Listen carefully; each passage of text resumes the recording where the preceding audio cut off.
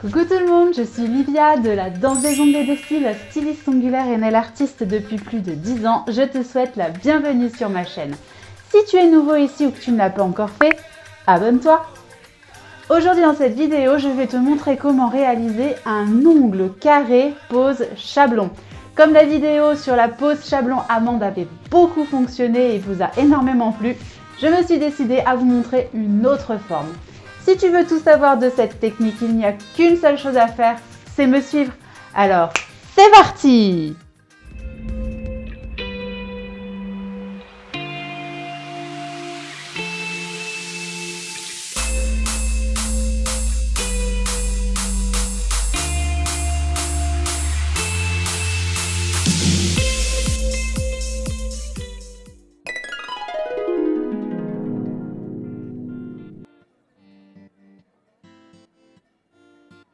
Je vais d'abord commencer par repousser mes cuticules pour bien gagner de la plaque ongulaire.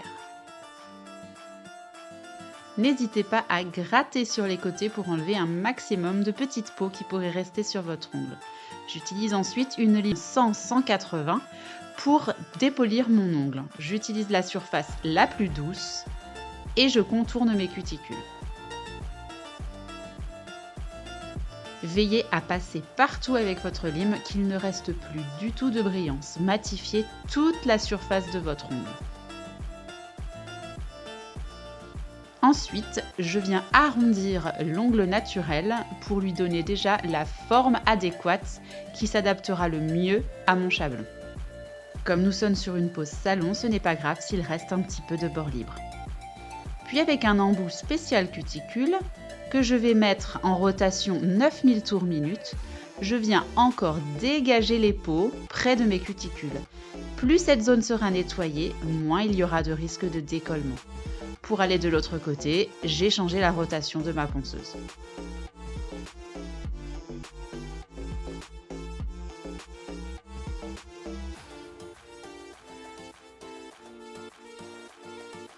Première étape, je mets un nail prep. Cela permet de dégraisser, de nettoyer votre ongle. Puis un primer. Ici un primer avec acide. En parcimonie, n'en mettez pas trop pour ne pas que ça pique les peaux. Et j'ajoute mon gel de base.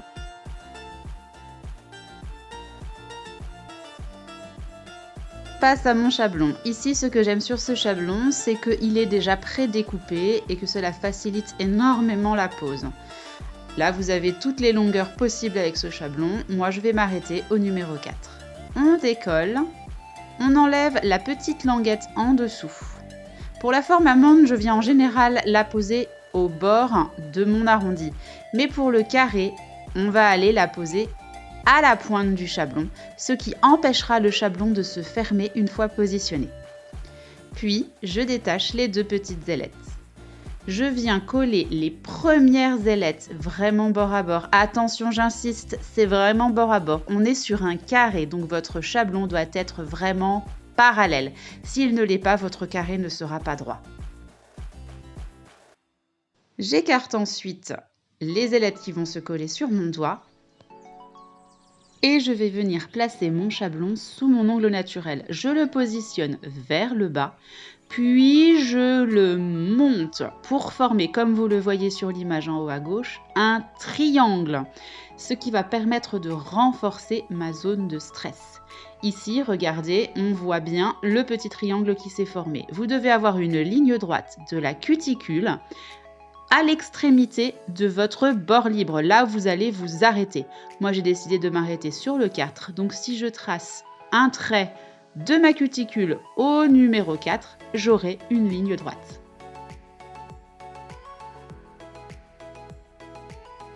Ensuite, je vais venir couper les diagonales de mon chablon pour bien épouser les points de rupture. Donc, je prends mon ciseau, je coupe sur les traits qui sont prédécoupés. Attention, ce n'est pas parce que le trait est dessiné que votre ongle s'adapte vraiment. Peut-être qu'il faudra couper à côté du trait ou entre deux traits. À vous de vous adapter vraiment à votre ongle ou à l'ongle de votre cliente. Une fois que c'est fait, on va pouvoir stabiliser le chablon. Donc, je le replace bien droit. Et là, on voit que mes points de rupture sont bien couverts par le chablon. Puis, on vient coller les ailettes du dessous, toujours bord à bord. Attention, c'est important. Et ensuite, on vient pincher notre chablon. Donc, je commence par le bout de mon ongle et je termine par l'extrémité de mon chablon. L'important, c'est que vous ayez un tube. Nous ne sommes pas sur un cône comme l'amande, mais vraiment un tube. Vous devez être parallèle. Si ce n'est pas le cas, vous n'aurez pas un carré. Attention à ceci, c'est très important.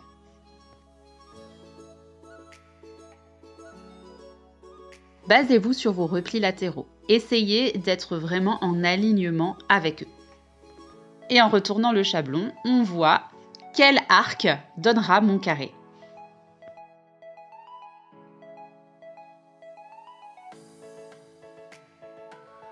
Maintenant que mon chablon est bien positionné, on va pouvoir passer à l'extension.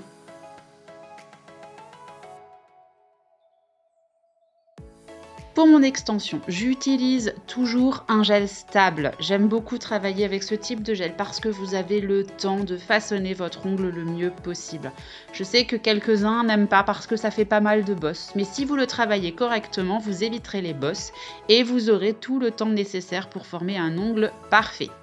Donc je viens prendre une première boule. Première étape, je viens humidifier mon ongle naturel avec une fine couche de gel. Cela permet de lier l'extension et l'ongle naturel. Une fois que c'est fait, je viens prendre une boule pour créer mon extension. Le but de l'extension est de remplir le triangle que l'on a formé avec le chablon, comme vous pouvez le voir sur l'image en haut à gauche. Avec ce type de gel, on vient lisser la matière. On ne vient pas l'appuyer parce que c'est là qu'on va former des bosses. Donc avec mon pinceau à l'horizontale, je lisse la matière et je la place sur mon chablon en fine couche pour créer mon extension. Soyez déjà parallèle, soyez déjà carré. Je vais dessiner un carré sur mon chablon.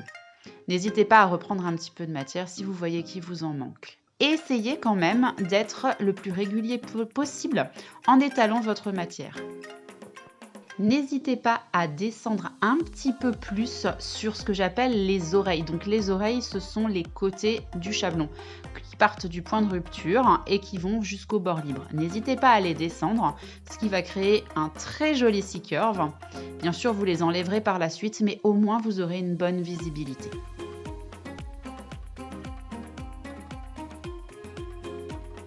Prenez ensuite votre ongle de côté et regardez si votre triangle est bien rempli et si vous avez déjà une ligne droite de l'extension jusqu'à votre ongle.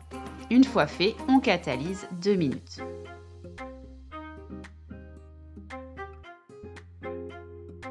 À 20 secondes, je retire ma main de la lampe et je viens pincher, ce qui va accentuer mon C-curve. Et je termine ma catalysation.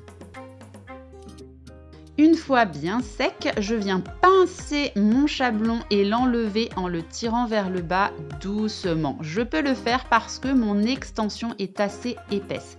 Mais si vous avez des doutes, vous pouvez, si vous le souhaitez, laisser le chablon sans aucun problème. On voit déjà le C-curve qui est bien créé. La première étape de la construction est de créer la pente de l'apex et le début du plateau. Pour ceci, je viens positionner ma boule près des cuticules. Sur le schéma en haut à gauche, c'est la boule numérotée 1. Je viens placer mon pinceau à 45 degrés pour créer la pente de l'apex. Et je viens garder cette position et pousser la matière près des cuticules sans les toucher. Je suis à la surface de mon gel, je n'appuie pas. Le but est de placer au mieux possible la boule que l'on vient de poser sur l'ongle. Puis, j'étire le début de mon plateau. Je garde l'épaisseur, regardez l'épaisseur qu'il reste, c'est l'épaisseur qu'il y aura du début de mon plateau jusqu'à la fin de mon bord libre. Étant donné que mon bord libre monte un peu, n'ayez pas peur de l'épaisseur, il n'y aura presque pas de gel sur mon bord libre.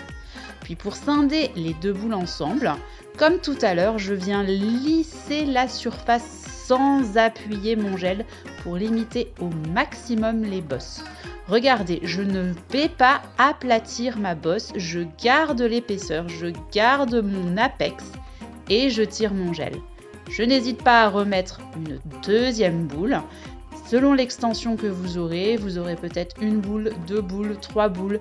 Tout dépend de la longueur que vous aurez souhaitée.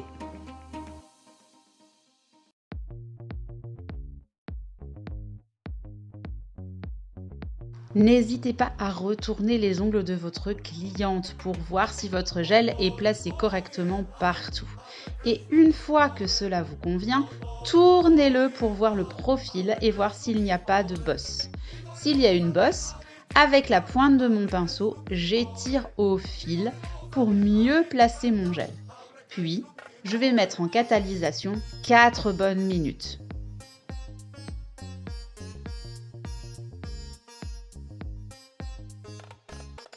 Une fois catalysé, on vient enlever la surface qui reste collante au-dessus de mon ongle. En dessous également, comme ça vous n'aurez pas de poussière.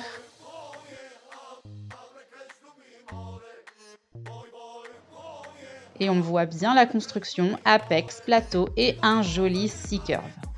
On n'a plus qu'à passer au limage. Étape numéro 1 pour le limage diamant, on vient créer le bord libre. Attention de rester parallèle à votre ongle, on ne biseaute pas la lime, on est bien droite. Donc on vient limer le bord libre pour voir l'épaisseur de gel, la marge de limage que l'on a. On le voit bien sur cette partie qui s'appelle la ligne de cheveux. Puis, on vient créer nos parallèles. Attention, restez bien droite, ne biseautez pas la ligne, suivez votre repli latéral. On lime cette surface bien droite, on sort de la surface bien droite. Si vous êtes bien droite, vous verrez sur la peau, il y aura une petite trace de poussière. Puis on fait la même chose des deux côtés, bien sûr. La règle d'or pour la forme carrée est de toujours rester parallèle à notre ongle au limage. Deuxième étape, on vient limer le plateau. On s'arrête vraiment à la zone du plateau. Schématisé en haut à gauche, vous avez la zone des cuticules qui se trouve en dessous des pointillés. Je suis bien parallèle à ma lime, la lime bien à plat, je viens limer la zone du plateau sans toucher à mes cuticules. N'hésitez pas à appuyer à chaque fois sur votre lime. Plus vous ferez un diamant efficace et moins vous perdrez de temps à l'affinage. Troisième étape, les diagonales. Ce sont les endroits où la lime n'est encore pas passée. On vient positionner notre lime en diagonale sur l'ongle, toujours à plat. N'arrondissez pas votre ligne, on reste sur la zone du plateau, on ne va pas près des cuticules. Et comme pour le plateau, on lime bien à plat sur toute cette longueur.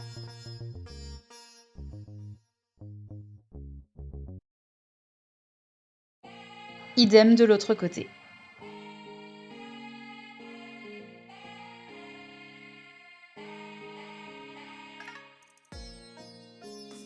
Ce sont ces 3 étapes qui permettent de créer la forme du diamant. On voit bien les arêtes centrales.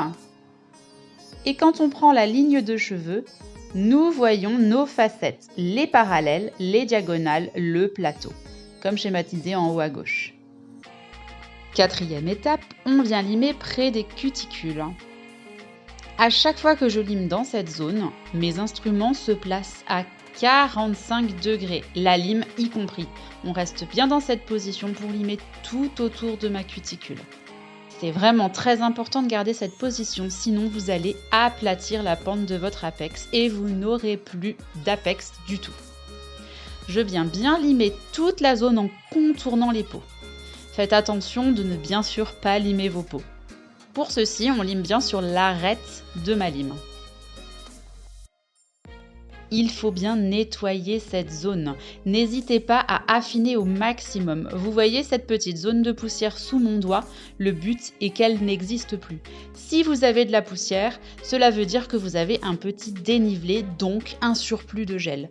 Le but est d'enlever un maximum de gel pour éviter tous les décollements. Donc n'hésitez pas à bien aplatir cette zone.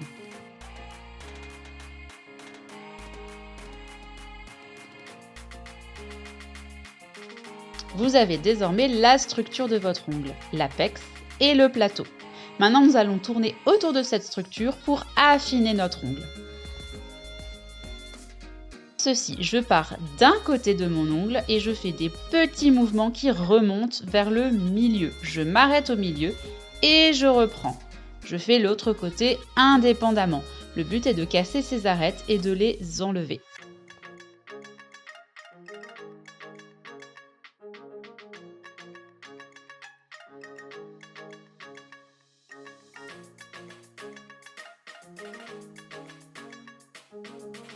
N'hésitez pas à tourner le doigt de votre cliente pour voir ce que vous faites.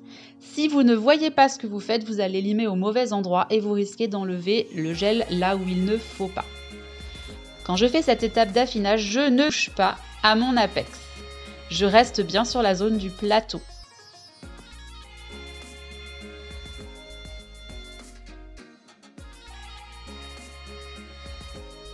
L'erreur qui est souvent faite est de vouloir affiner l'ongle en limant les parallèles. Simplement, en général, quand un ongle paraît large, cela veut dire que la diagonale n'est pas assez affinée. Donc, quand vous avez une impression de largeur, limez en priorité la diagonale pour être sûr d'avoir un ongle bien fin. Si vous limez la parallèle, vous risquez de toucher au point de rupture et c'est à ce moment-là que l'on a des fissures et que l'ongle n'est pas solide. Toujours regardez votre ligne de cheveux pour savoir la marge de l'image qu'il vous reste.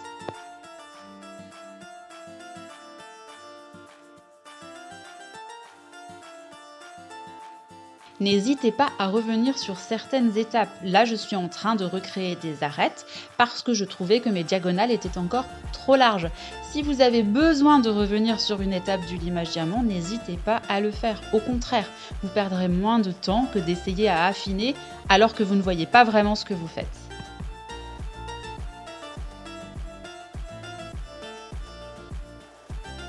Je regarde souvent ma ligne de cheveux pour voir où je peux abaisser ma structure. Ici, comme vous pouvez le constater, il y a un petit reste à abaisser du côté droit de l'image. Ce que je fais. Une fois que mon affinage me paraît bien, je passe à l'étape du portefeuille. Donc le portefeuille est de mettre la lime bien à plat sur toute la surface de votre ongle et de partir d'un côté vers le milieu. Attention, on reste parallèle à notre ongle. On ne va pas biseauter les parallèles. Cette étape permet vraiment d'enlever toutes les arêtes et d'avoir une surface bien lisse sur tout mon ongle. Puis je fais exactement la même chose de l'autre côté.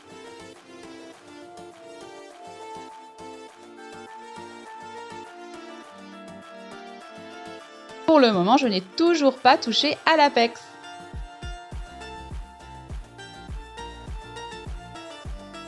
Je retourne mon ongle pour voir si la surface est bien affinée et si mon bord libre est droit. Une fois que ces étapes sont faites, je viens enlever les oreilles. Donc les oreilles, c'est ce qui se trouve en dessous de mon C-curve. Je viens remonter cette partie en alignement avec mon repli latéral. Essayez de garder l'alignement, sinon votre C-curve va se casser et cela va biseauter vos parallèles, vous n'aurez plus un carré. Ici, j'ai déterminé qu'il y avait une bosse, c'est pour ça que j'ai relimé. Quand vous limez une zone parce qu'il y a une bosse, n'oubliez pas de limer toute la longueur de cette zone. Sinon, vous allez enlever le gel à un endroit et l'autre endroit sera monté et vous n'aurez plus quelque chose de droit. Et bien sûr, on vient faire la même chose de l'autre côté.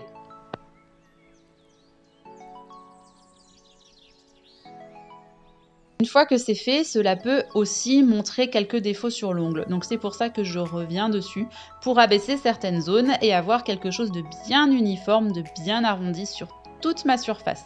Donc n'hésitez pas à revenir sur certaines étapes. Par contre, quand vous revenez sur certaines étapes, n'oubliez pas après de lisser. Et c'est maintenant l'étape du limage de mon apex. Donc avec un appui assez léger, je viens enlever toute l'arête que j'ai fait, puisque évidemment, comme je n'ai limé que le plateau, cela m'a fait une arête. Donc je viens déjà enlever cette arête. Passez votre doigt dessus pour bien sentir s'il reste des bosses. Et avec votre lime placée à l'endroit où vous voulez enlever, on vient abaisser cette petite bosse tout en gardant une inclinaison dans ma lime. Ma lime n'est pas à plat cette fois-ci. Et bien sûr, n'oubliez pas de bien abaisser près des cuticules.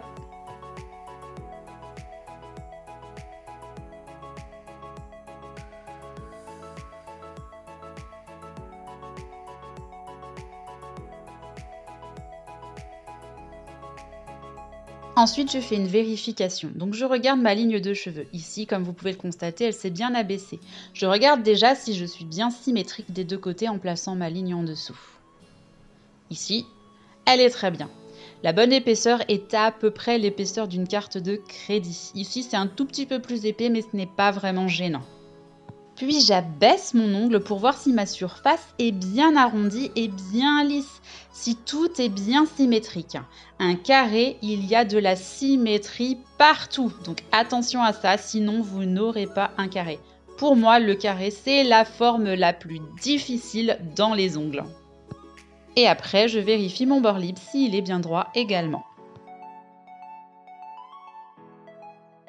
Pour peaufiner mon limage, je passe un bon coup de buffer, ce qui va enlever les traces de lime. Et c'est bien sûr à ce moment-là que l'on vient appliquer la couleur ou que l'on vient faire notre French. Ici, je vous montre une pose en full cover, c'était vraiment pour vous montrer la technique pour un carré. Après avoir appliqué ma finition, je catalyse 2 minutes.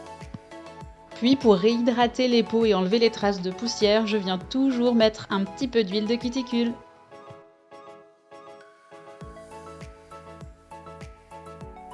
Et je vous laisse admirer le résultat.